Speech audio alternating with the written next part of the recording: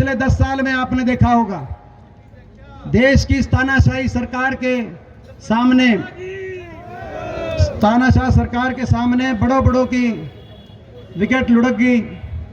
किसी को झुका दिया, किसी को लुढ़का दिया और किसी को अपने में मिला लिया।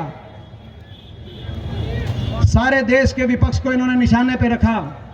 लेकिन फिर भी जब आपके लिए कहीं लड़ने की बात आई, कहीं अड़ने की बात आई, कहीं खड़ा होने की बात आई, तो चाहे मैं अकेला पड़ गया देश की संसद में, जब किसान के लिए बोलने की बात आई, हमारी बेटियों के लिए बोलने की बात आई, चाहे गरीब के लिए बोलने की बात आई,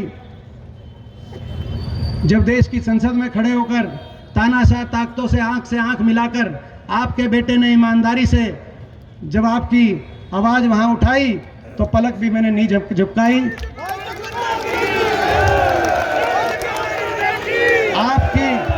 आपकी जब लड़ाई लड़ने की बात आई, आपकी जब लड़ाई लड़ने की बात आई, अपने इलाके के विकास की लड़ाई लड़ने की बात आई, किसान, गरीब मजदूर की जब लड़ाई लड़ने की बात आई, तो आपके लिए मैं खड़ा रहा।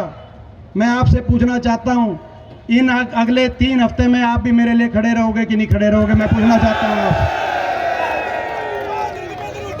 मैं इनके निशाने पे हूं, मैं इनके निशाने पे हूं। वो समझना ज्यादा मुश्किल नहीं है मैं इनके निशाने पे क्यों हूं। मैं इनके निशाने पे इसीलिए हूं, पिछली बार भी इनके निशाने पे था क्योंकि यहां रोहतक लोकसभा सीट से फैसला केवल एक सांसद का फैसला नहीं, हरियाणा की राजनीति को दिशा देने वाला ये फैसला। और मैं इनके निशाने पे इसीलिए हूं क्योंकि मैंने आपकी लड़ाई ईमानदारी से लड़ी। मैं इसीलिए इनके निशाने पे हूं। और ये चाहते हैं कि विपक्ष की कोई मजबूत प्रखर आवाज देश में जो इनसे सहमत ना हो, जो ईमानदारी से, सच्चाई से लड़ाई लड़े, उस आवाज को ये कुचलना चाहते तानाशाही ताकतें। इसीलिए मैं इनके निशाने पे हूं।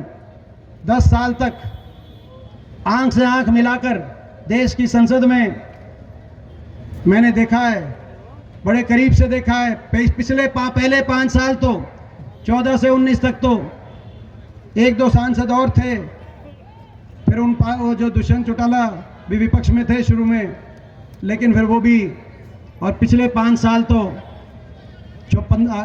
हरियाणा के 15 सांसदों में से 14 बीजेपी के थे।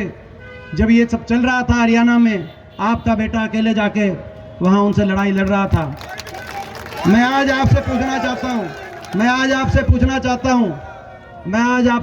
चाहता हूं, इनके पास बहुत कुछ है, इनके पास सत्ता बल है, 2-2 सरकारें हैं चंडीगढ़ और दिल्ली में, इनके पास धन बल है जिसका ये प्रयोग करा जाएगा आपको और मुझे रोकने के लिए। इनके पास धन बल भी है, इनके पास साजिश और षड्यंत्र बल भी है, सरकारी तंत्र बल भी इनके पास है। आपने देखा लोकतंत्र की हत्या करने के लिए साम दाम दंड भेद सरकारी तंत्र का दुरुपयोग का नज़ारा मैंने पिछले अपने लोकसभा चुनाव में देख लिया था। आपने भी शायद चंडीगढ़ के मेयर के चुनाव में देख लिया होगा। इनके पास सत्ता बल है, धन बल है, तंत्र बल है, साजिश बल है, मीडिया का बल भी इनके पास है। आपको पता है मीडिया भी इनकी गोद में है, इनकी जेब में है। और मैं कहना चाहता हूं आपसे, आप सभी से, भाई 2-3 हफ्ते के लिए अखबार पढ़ने की टाल करना। 2-3 हफ्ते के लिए अखबार कम पढ़ियो भाई, और टीवी भी कम देखना, और अपने गांव में यही कहना कि हकीकत के आधार पे फैसला ले, तराजू पे तोल के। मैं आपसे पूछना चाहता हूं, इनके पास सत्ता बल भी है, धन बल भी है, मीडिया बल भी है, तंत्र बल भी है। मेरे पास अगर कुछ इनसे लड़ने के लिए है तो आपका आशीर्वाद है, उसमें कमी तो नहीं छोड़ोगे। मैं कहना चाहता हूं आपसे।